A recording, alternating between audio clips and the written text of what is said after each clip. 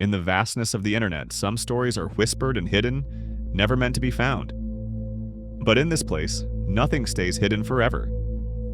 Tonight, we'll uncover eerie posts and accounts that slipped through time. Welcome to LurmoStories, where forgotten truths and chilling tales rise from the digital depths.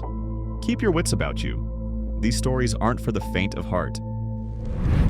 Night shift at Harrow Ridge Community Hospital is usually dull in a way that feels padded, like every hallway has too much quiet stuffed into it. I was charting vitals at 02:14 when the first odd thing happened. The call bell from room 19 lit up. Room 19 has been empty for 3 weeks. We store extra bed rails in there. I thought maybe one of the aides had gone in to grab something and brushed the button. Happens sometimes. I cleared the alert. 30 seconds later, it lit again. Steady, not flickering. Someone was holding it. Down the hall, the motion-sensing lights didn't come on as I walked. That corridor is never fully dark, but tonight the bulbs on the ceiling had a strange delay, like each one needed to think about it before waking up. Room 19's door was cracked open. Not wide enough for anyone to slip out, but just enough to spill a thin line of darkness across the floor. I pushed it wider. The bed, normally stripped bare, had its top sheet pulled halfway down. Someone was lying under it, turned toward the wall. No gown, no bracelet, just a thin figure breathing shallowly. I stepped back into the doorway and checked the patient list on my tablet. No admissions after midnight, no transfers, no unregistered ER walk-ins. Sir? Ma'am? Can you hear me? I kept my voice level, almost bored sounding. Training kicks in like muscle memory. The figure shifted, a dry, dragging sound, like fingertips sliding over cotton. I reached for the overhead light. It clicked, but nothing turned on. Another click, still nothing. "All right," I said, forcing steady breath. "I need to confirm your name." A whisper came through the dark, barely audible. "Don't log me." The voice was hoarse, but not old, not dying, more like someone who had been talking non-stop for hours. I stepped closer. Their hair was matted, like they'd been sweating. Their shoulder blades jutted against the sheet. "How did you get in here?" The figure's hand came out from beneath the blanket. It was thin, wrong-colored, ashen, like they'd been outside in winter without gloves. Their fingers curled toward me. "They said someone would come," the patient murmured. "They said you'd know what to do." I felt the temperature drop, not metaphorically, not "the room felt cold," but a real, measurable chill that made the metal railing sweat beneath my palm. "Look," I said, throat tightening, "I need to check your vitals." "No," the figure's voice sharpened. "You log me, I stay. You write nothing, I go." I took one step back, then another. The sheet rose slightly, as if they were sitting up. "Someone else came before," they rasped. "A week ago. They didn't listen." I searched the room. No footprints, no discarded equipment. Just that voice in the dark and the faint smell of antiseptic cut with something older, sharper, like rust. The figure angled its head, just enough for me to see the suggestion of a face. Sunken cheeks, closed eyes, mouth moving in tiny, trembling motions. "I don't want to be here," they whispered, "but they keep waking me up." A sound came from the hallway. A soft, deliberate shuffle. Not approaching, waiting. I looked back at the bed, but the figure wasn't lying down anymore. They were sitting fully upright, and their eyes were open, waiting for me to answer. I didn't move at first. Something about the posture was wrong, too upright, too sudden, like the body had skipped the act of getting there. Their hands rested on top of the sheet now, both of them the same ashen shade, fingers thin as IV tubing. "I asked them for one thing," the patient said quietly. "Don't log me. Don't make me stay." I swallowed. "No one is making you stay." "That's what the other nurse said." My stomach tightened. "What other nurse?" The patient tilted their head, eyes unfocused, like they were listening to something coming from inside the wall. Then, softly, "She wrote me down. My name, my breathing, my blood pressure. As soon as she did, the door closed. I couldn't leave anymore. The floor held me here." Their voice cracked. "She shouldn't have written anything." I checked the doorway. The hall beyond room 19 was empty, but the motion-sensing lights didn't come on. Only the glow of the nurse's station far down the corridor broke the darkness. The silence wasn't normal silence. It felt arranged. like someone had cleared space for it. I turned back to the figure. "What's your name?" Their jaw tightened. "That's the trap. I can't help you without it." "You can," they said. "You just don't want to." The overhead light flickered once, dim, quick, revealing just enough for me to see their eyes. They weren't milky or monstrous or rolled back, just deeply tired, desperate even. That's what made it worse. Nothing about them looked supernatural. They looked like a real patient who had been through something they didn't have words for. "Listen," I said, "I'm going to get a doctor." The patient's hands tensed on the blanket. "Don't leave this room." "Why?" "They're in the hallway," they whispered. "If you step out, they'll make you log me. They always do." A shape moved just at the edge of the doorway, too low to be a person standing, too tall to be someone crawling. A slow shift, like someone rising up behind the glass of a darkened aquarium. "What is that?" I asked, my voice slipping. "They bring people back," the patient murmured. "People who didn't finish what was written for them." Something scraped lightly across the linoleum, just outside the doorframe. I kept my eyes on the figure in the bed. "You need to tell me what you want." "To leave," they said, a soft plea. "I have to go before they fix me into the system again. Once they do, I won't move unless someone signs me out." "That's not how anything here works." "It is for me." A second movement passed across the hallway, like someone shifting their weight, waiting for the right moment.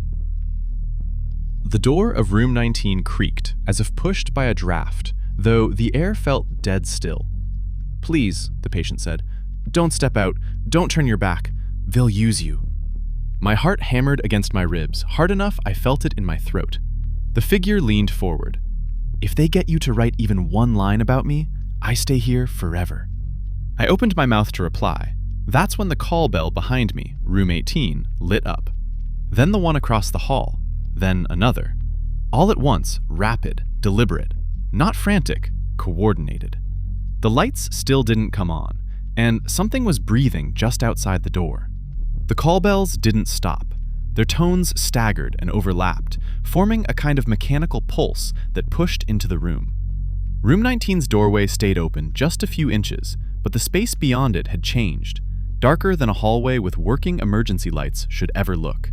It felt like the doorway itself was holding its breath. The patient's voice thinned. "They're calling you out there."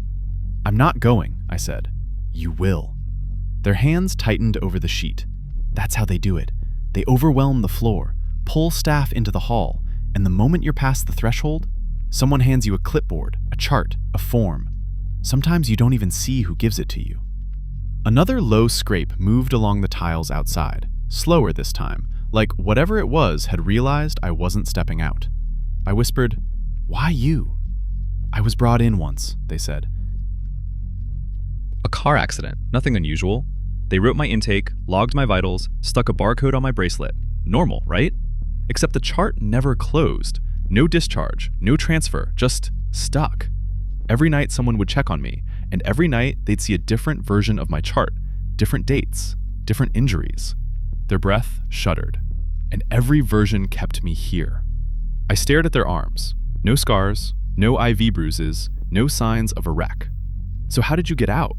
I left during shift change. No one noticed the bed was empty. For years I stayed away, but eventually, someone logged me again.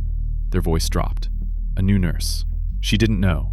She found a name in the system without a patient to match. She updated it. So you came back? I woke up in this room. Another call bell went off. Room 12 this time, then room 14. Something about the sequence felt almost directional, like they were lighting up one by one toward room 19. The patient's eyes followed the sound. If they open a chart for you, you'll never leave either. I felt the weight of the hospital then, the way the halls curled around one another, the way old wings had been closed off and reopened with new numbers, the way files never truly disappeared. "What do you want me to do?" I asked. "Tell me I can go." That's it? That's all I ever needed someone to say. The bells stopped, every one. The silence afterward was thick enough to push against my ears. I took a step toward the bed. "You can go." The patient exhaled, not relief, not gratitude, but something deeper, like a thread pulling loose from fabric. Their shoulders sank, their hands loosened, the sheet settled as if air had finally entered the room again. The darkness in the doorway shifted, withdrawing slightly. The patient swung their legs over the edge of the bed. They stood without wobbling, without adjusting, as though they'd been upright the whole time. "Don't follow," they murmured. "If you see where I go, you'll remember too much." They walked past me, the floor not making a sound under their feet. When they reached the door, the hallway lights flickered on, just for a moment, illuminating nothing but an empty corridor. They stepped into that emptiness. The lights blinked off again. When they blinked back on, the hallway was normal. No shapes, no scraping. Room 19's call bell went dark. I checked the bed. The sheet was smoothed, as if no one had touched it. No indentation, no warmth. At the nurse's station, the monitors showed all call bells inactive. The system logs displayed no alerts, no entries, no anomalies. And in the admissions list, under Yesterday's Patients, there was a single name, a name I had never heard, entered at 0214 and assigned to my login. A note beside it read, "Status discharged." But the timestamp showed a time in the future, hours ahead of when I was reading it, like I was supposed to sign it when the shift ended. When dawn came, I didn't sign anything. No one asked, no one mentioned room 19, but every night since, as I passed that hallway during rounds, the motion-sensing lights still hesitate, as if waiting to see whether I plan to log someone back into the system. I've been the night manager at Crandall Self-Storage off Route 41 for 6 years. Most nights are the same. Paperwork, camera feeds, buzzing in the occasional contractor who just needs one more thing. There's a constant hum in these places, like the building itself is breathing. Concrete, metal doors, fluorescent lights that flicker a little too long before deciding to stay on. The incident started at 1:17 a.m. I remember the time because I had just logged a temperature check. The winter air kept fogging the lobby glass, and I was adjusting the heater when I noticed Unit 317's motion alert pop up on the monitor. That wasn't unusual. People visit at night. The unusual part was that 317 was past due and locked out of access. I switched to the live feed. The hallway lights were dim, sensors barely picking anything up. At the far end, something moved, slow, like someone dragging a heavy coat. I used the intercom. "Sir, you can't be in that corridor. Step into the nearest lit zone." No response. Just the faint scrape of shoes on concrete. I zoomed the camera. The figure stopped, turned slightly as if listening, then stepped backward into the darker section of the hall. I couldn't make out a face, just the shape of a person wearing something bulky. I buzzed security mode and headed out with my flashlight. When you walk those halls at night, sounds bounce weirdly. You hear metal doors ping, air ducts rumble, but not where they're coming from. I reached the 300 wing and immediately saw it, Unit 317's padlock lying on the ground.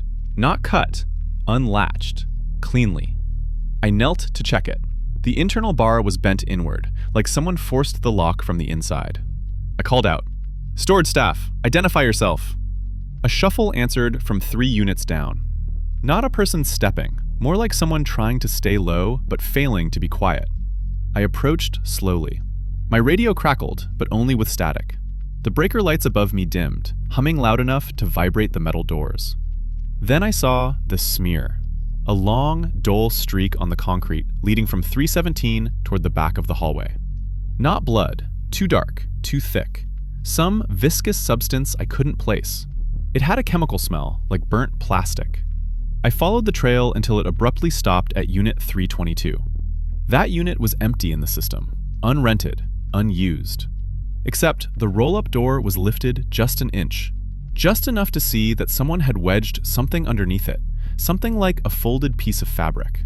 And behind that tiny gap, I swear I heard breathing. Slow, strained, like someone trying not to make noise, but failing. I crouched, lifted my flashlight, and angled it into the gap. The fabric twitched. Then a voice, whisper level but right at the threshold, said, "Close the door." The hallway behind me went silent, like everything stopped listening at once.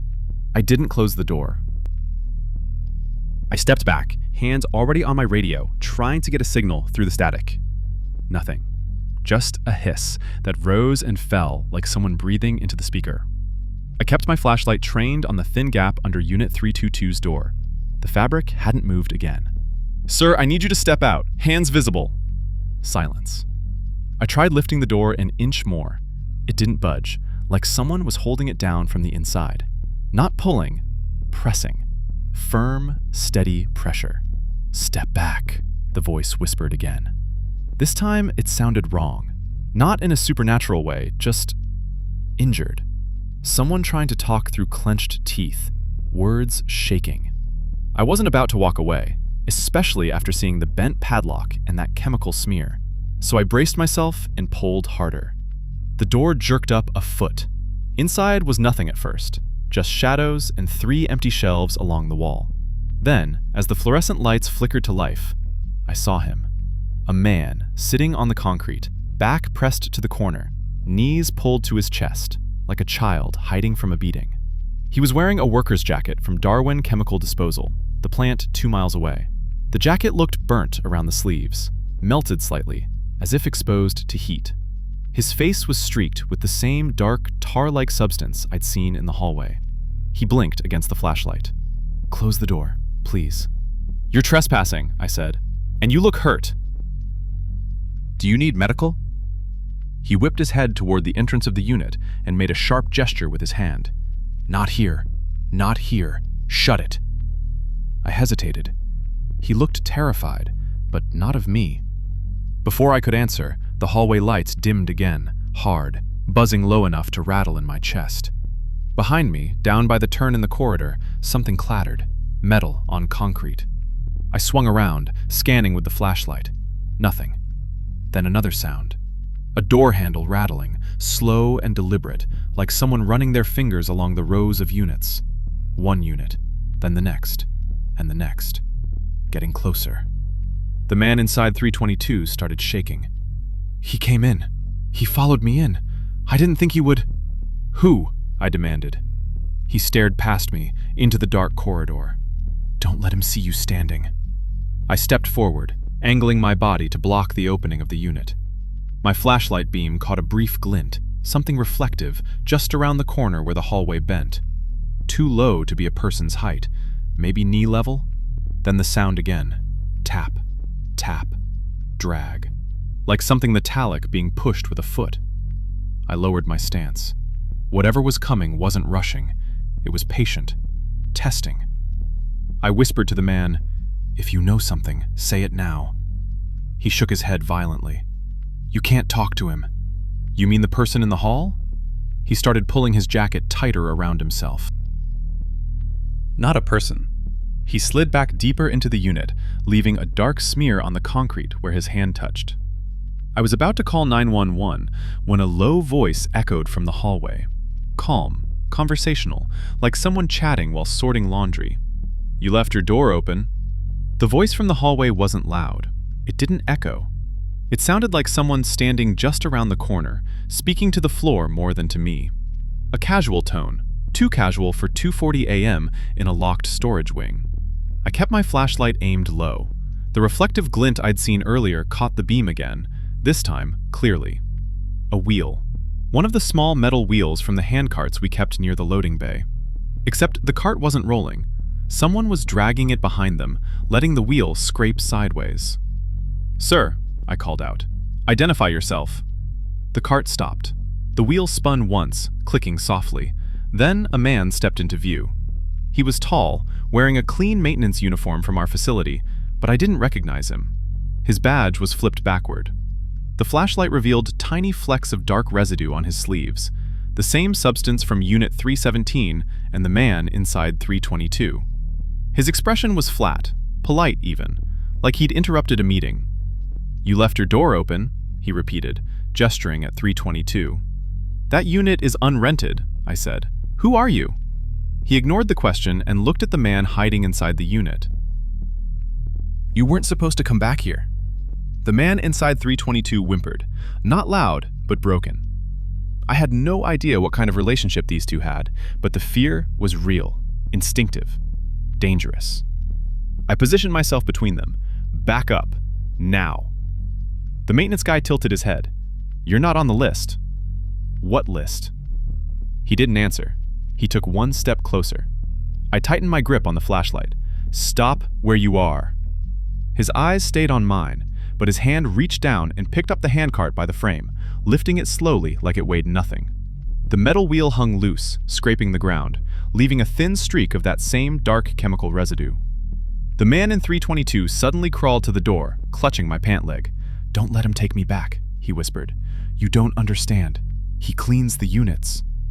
I pulled him behind me. "What does that mean?" The maintenance guy answered instead. "We remove what isn't supposed to stay." He raised the handcart. I stepped back and kicked the emergency alarm panel on the wall behind me. The hallway erupted in strobing red lights and a piercing siren. The maintenance guy flinched, just for a second, but it was enough. I grabbed the injured man under the arm and dragged him into the open corridor, heading for the exit. The alarms triggered the automatic shutters. The system lit up every hallway. No more shadows. Behind us, the man shouted over the siren, "You can't outrun him!" We kept going. The maintenance guy didn't run. He walked. Just walked. But every time the strobe lit, he was closer than he should have been. The metal wheel clanged as it bounced on the concrete. We reached the fire exit. I slammed the push bar and shoved the injured man outside into the freezing air. I turned back for one last look. The maintenance guy stood at the end of the hall, still holding the cart. He wasn't following anymore. He just watched. Security and police arrived within minutes. They found the injured man, got him into an ambulance. But inside the storage facility? Nothing. No unknown employee. No chemical residue samples matching any known products. And Unit 317, the one that started all of this, was empty, except for the bent padlock on the floor. They asked me if I had footage. I did, but the hallway camera feed glitched every time the man appeared. The frames became static, just static and the echo of the metal wheel. The facility is still open, but every night since, I hear that same voice in my head. Too calm, too conversational. "You left your door open." I went back to my old public school last month because the district was hosting some kind of alumni open house. Most people were there to take selfies in front of old lockers or joke about how small the cafeteria looked now. I wasn't planning on staying long, but walking those halls did something weird to me. It felt smaller, yes, but also wrong. Like the place had aged differently than the rest of town. The third floor hallway was where it really hit. That whole wing used to smell like dry erase markers and floor wax. Now it smelled stale, like carpet that never fully dried. The lights flickered just slightly, the kind of flicker you only notice when you stare too long. People were avoiding this wing without realizing it. They'd walk in, pause, then turn back toward the main staircase. My old homeroom was up here, but what caught my eye wasn't the nostalgia. It was room 312. Still locked. Still the same metal shade drawn over the window and the door. Same taped up label with the classroom number, yellowed at the edges. It had been locked the entire time I was a student too. We used to joke that it was where they stored the broken desks or something, but the administration always shut down any questions. I tried the handle out of habit. The metal felt colder than it should have, like touching a handrail in winter. A voice behind me said, "You're not supposed to go in there." I turned around. A woman in a school volunteer badge was watching me. She looked maybe mid-40s, tired but alert in that way people get when they're guarding something. "I wasn't going in," I said, "just remembering." She didn't smile. "Nothing to remember. That room's been sealed for years." "Why?" Her eyes flicked toward the door. Repairs, air quality issues. Then she hesitated, as if she realized she'd said too much. "Anyway, the tour's downstairs." She walked off before I could ask anything else. I should have ignored it, should have gone with the rest of the alumni crowd back to the cafeteria where they were handing out cookies. But something about the door bothered me, like the hallway itself was waiting for someone to finally try it. I leaned down, trying to see under the shade. No light inside, no movement, but the air coming from the bottom gap of the door felt disturbed, like someone had just walked past on the other side. A maintenance cart sat nearby, unattended. On top of it, a ring of keys. I didn't think, I just moved. I grabbed the ring, tested a few keys, and when the third one slid perfectly into the lock, I felt the entire hallway seem to quiet down, like the building itself was holding its breath. The latch clicked. Something shifted inside the room, the faint sound of something dragging lightly across the floor. And then, a soft knocking, from the inside, directly against the door. Just one. Too deliberate, too close. I stepped back, heart pounding, keys still in my hand. The knock came again, slower this time. Not asking to be let out, just acknowledging that someone was finally there. The second knock wasn't loud, but it was enough to make my grip tighten around the keyring. I kept telling myself it had to be pipes or air pressure or something mechanical. But pipes don't knock twice in the same rhythm, and they don't stop right after you touch the door. I leaned in just enough to hear something else. Breathing. Slow, uneven, just on the other side. It didn't sound like someone in distress, more like they were waiting. I didn't say anything. I didn't want whoever, or whatever, was in there to know I was listening. Footsteps echoed from down the hall, so I stepped away fast, slipping the keys into the side pocket of my jacket. A janitor rounded the corner, pushing one of those wide mops. He barely glanced at me until he noticed the classroom door. "You shouldn't be up here," he said, tone flat but firm. "I'm just looking around," I answered.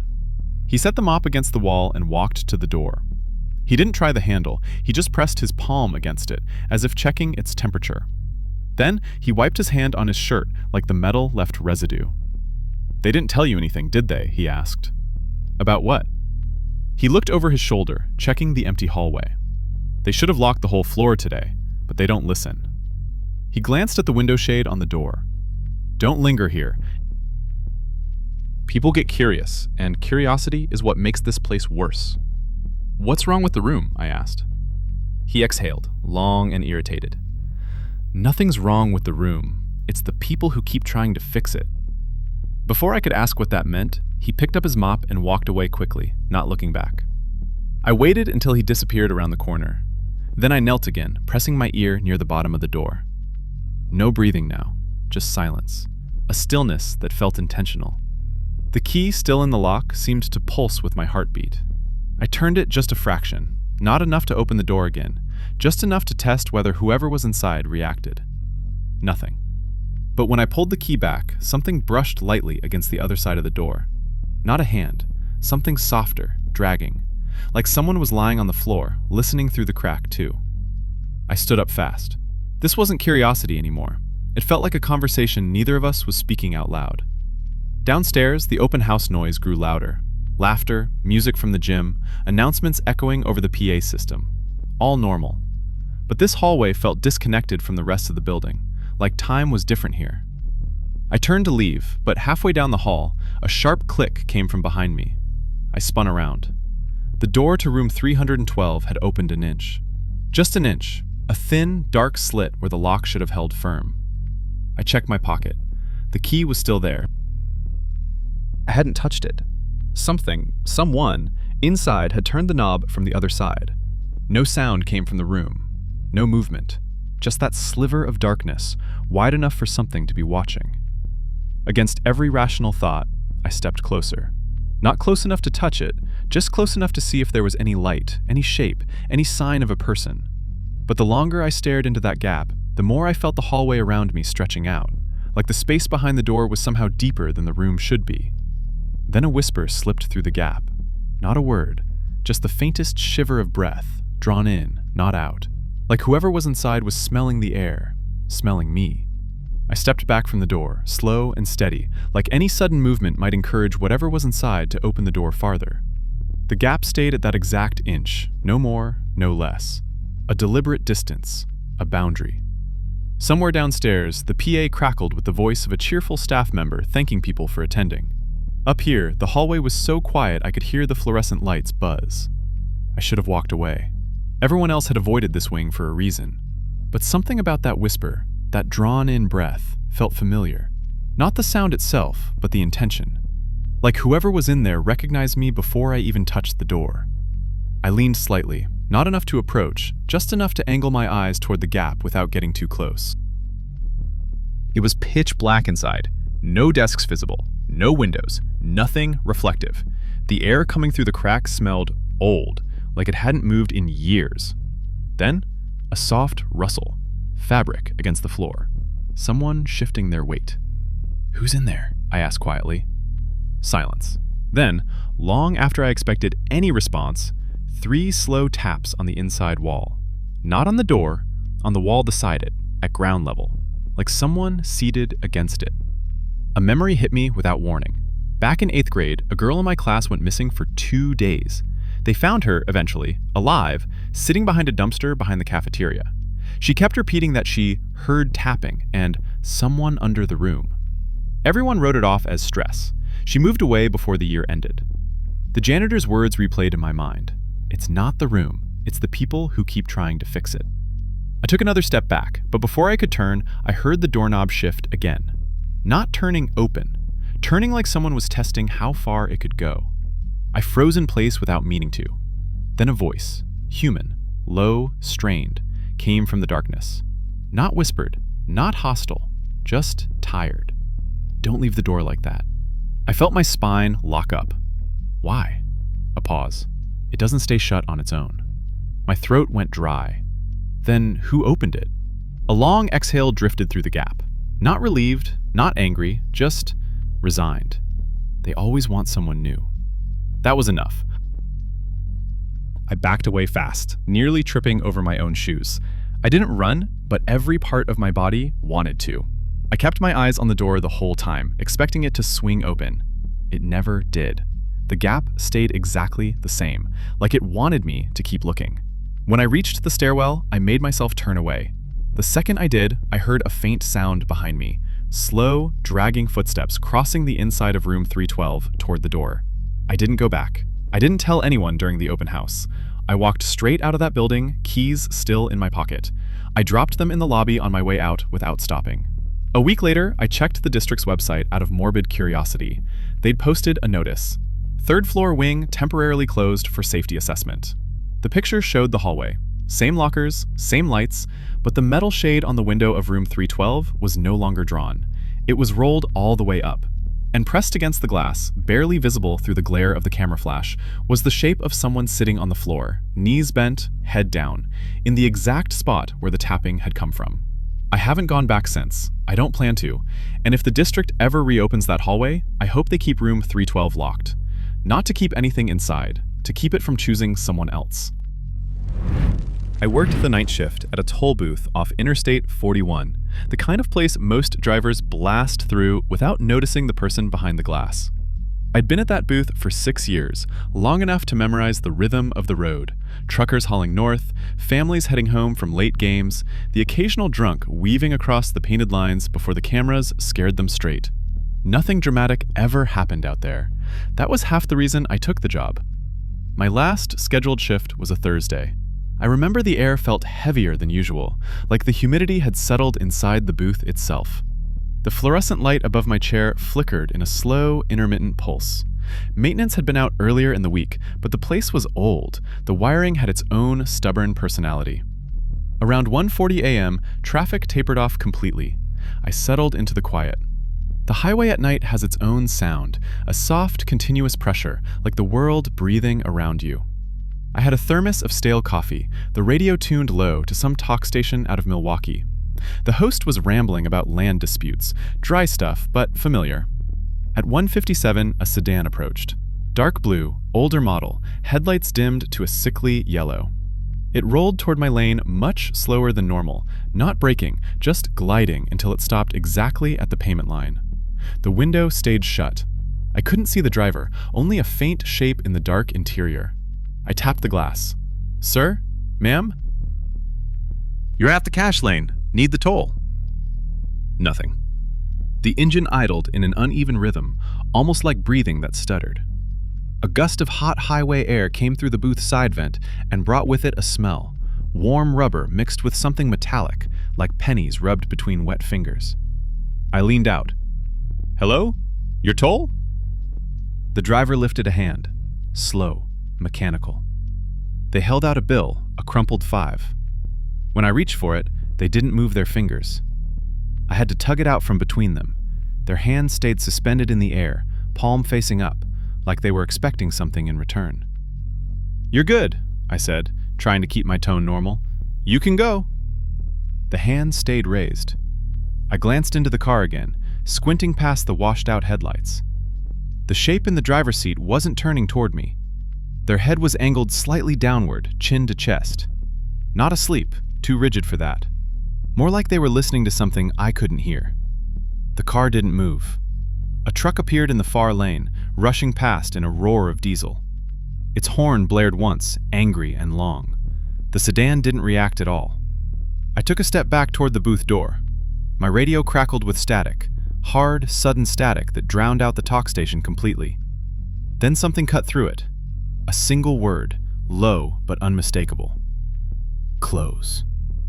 Not the radio host's voice, not a voice I recognized. It sounded like it was pressed right against my ear, though the radio was across the booth. Behind me, the sedan's engine sputtered again, and the driver finally lifted their head. Slow, deliberate, too deliberate. Their eyes didn't reflect the booth light. The driver's head rose until their face aligned with mine, though they stayed completely still. I'd dealt with drunks, tweakers, even a guy once who tried to pay me in loose bullets, but I'd never seen someone move quite like this. Every inch of motion was controlled, restrained, as if they were following instructions a second too late. Their face stayed in shadow, but I could tell something was off about the eyes. Usually, booth lights catch a glint, a reflection, at least some sign of light bouncing back. With this person, nothing. It felt like I was staring into two holes carved into a mask. I tried again. "Sir, do you need medical help?" Their mouth opened, not wide, just enough to show the shape of teeth barely parting. But no sound came out. Instead, the sedan jerked forward an inch, then stopped, then another inch. A grinding hesitation, like the car was fighting itself. I stepped back from the booth window, hand hovering over the emergency phone. We had protocol for unresponsive drivers, but something told me this wasn't a health emergency. Protocol didn't cover the way the radio suddenly started hissing again, a thick wave of static crawling up the speakers until the entire booth seemed to vibrate with it. Then, layered beneath the static, I heard something like whispering. Too many voices at once, low and close, as if dozens of people were pressed against the booth walls, murmuring through cupped hands. I couldn't make out any words, just the unmistakable cadence of conversation, wrong in a way I can't describe. Too fast, too crowded, too close. The sedan crept forward another foot, past the payment line, but still crawling. It should have been gone, speeding off once the toll was paid. Instead, it kept moving, as if the driver wasn't guiding it, like it was following a track etched into the pavement. When the rear bumper finally passed the booth, I leaned out to watch it merge back into the empty highway. It stayed perfectly centered in the lane. No drifting, no acceleration, no variation at all, just a steady, unnatural roll into the darkness. My radio snapped back to normal, suddenly, mid-sentence, the talk host discussing some caller from Stevens Point. It was jarring enough to make my throat tighten. I logged the incident, even though I wasn't sure what I was describing. Unresponsive driver, I wrote, possible medical impairment. I didn't include the whispering or the voice that said, close. The station supervisor would have laughed, or worse, filed some mental wellness report.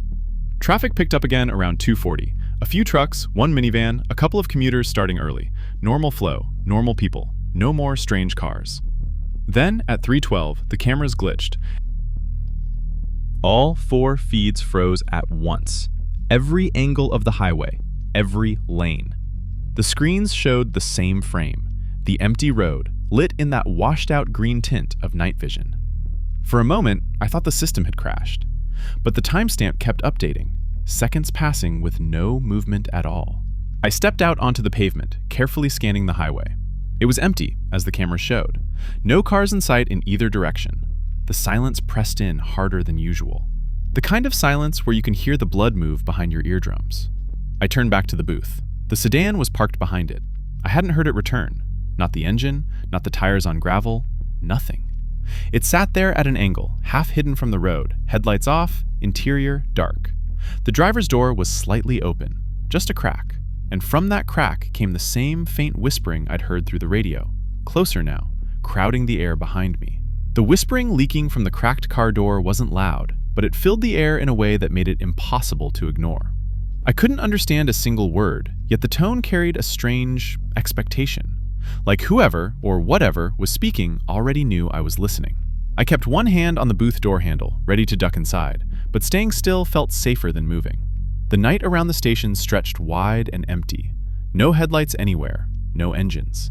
Just that low wall of voices surrounding the sedan like invisible heat. The driver still hadn't emerged. I tried to call out again. "Sir, are you all right?" The whispering sharpened. Not louder, just clearer. The cadence tightened into something almost rhythmic, like voices murmuring in time with one another. A dozen breaths synced to one steady pulse. Every hair on my arms lifted. I circled toward the back of the booth, careful, slow. Gravel shifted under my boots, and for a second, the whispers dipped, like they were reacting to the sound. When I got close enough to see inside the sedan, I leaned just far enough to catch the driver's seat. The driver wasn't there. The seatbelt was buckled, the indentation of weight still pressed into the fabric, but the person was simply gone. Not fallen, not slumped, gone. As if they'd stepped out without opening the door. The murmuring rose again, this time from behind me. I turned. The booth was lit from the inside by that flickering fluorescent bulb, but something blocked part of the light. A shape on the glass. Not a face, more like a smear of darkness, pressed right up against the window, distorting the light around it. Not flat like a shadow, but not quite three-dimensional either. It had depth without form. I stepped back instinctively. The smear didn't move. It only clung to the glass, vibrating faintly, like it was pressing to get in. My radio, still on the desk inside, crackled again, and a single voice cut through the static, as if the dozens whispering outside had chosen one speaker. Inside. The smear on the glass pulsed with the word. The booth light flickered, dimmed, almost died. I backed toward the highway, keeping both the booth and the sedan in my line of sight. I wasn't going inside. I wasn't touching that door. But the moment I stepped fully out from behind the booth's shadow, the sedan's headlights snapped on, both at once, bright and sudden, though I hadn't heard the engine start. The driver's seat moved, not in a human way. It slid forward, then back, then twisted slightly, like someone was shifting weight inside it, even though the seat was empty. I ran. Not a sprint, not a panicked scramble, just a steady, fast walk down the shoulder toward the nearest service ramp. I didn't look back at first. The whispers thinned out behind me, fading into the air like steam cooling on concrete. The highway stayed empty the entire way to the ramp. I didn't see the sedan again. The booth stayed a shrinking square of dirty fluorescent light in the distance until I reached the service building and hit the emergency call button. State Patrol picked me up 20 minutes later. They checked the booth. No sedan, no smear on the glass. The cameras showed nothing unusual. But the report they logged, my final report, didn't include what the officer quietly told me as he drove me back to the station to get my things. You're the fourth toll worker this year to quit after a night like that. Different booths, same stretch of highway. He didn't elaborate. I didn't ask. I never went back to that road, and when I drive past the area now, even in broad daylight, I make sure never to look toward the booths. Some places along the interstate aren't meant to be watched too long. Some lanes take more than tolls. Every dark corner we uncover leaves more to be found. This was LurmoStories, and there's always more lurking, waiting to be exposed. Next time, you won't be so ready for what's coming.